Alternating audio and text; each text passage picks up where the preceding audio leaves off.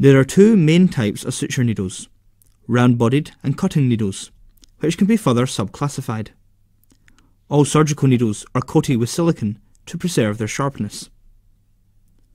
Round-bodied needles are used where separation of tissue fibres is required. This allows a leak-proof suture which is required in gastrointestinal or cardiovascular surgery.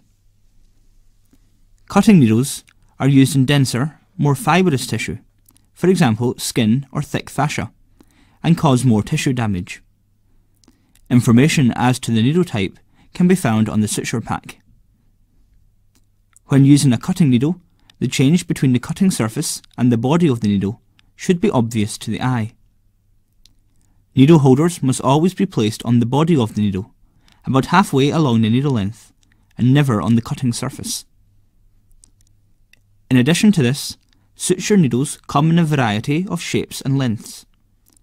The degree of curvature is often stated as a fraction of a circle, for example, half a circle. One commonly used exception is a straight needle. This information is also provided on the suture pack.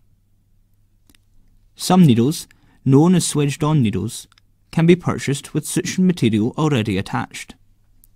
However, it is more common in clinical practice to have reels of suture material and to thread the needles yourself, as this is more cost-effective. To thread a needle, your assistant should draw out some suture material. The first portion of this will not be sterile, so should be cut and discarded. Push the end through the eye of the needle. Although this can be used to suture by itself, it is more common to loop the material around the needle and thread it again.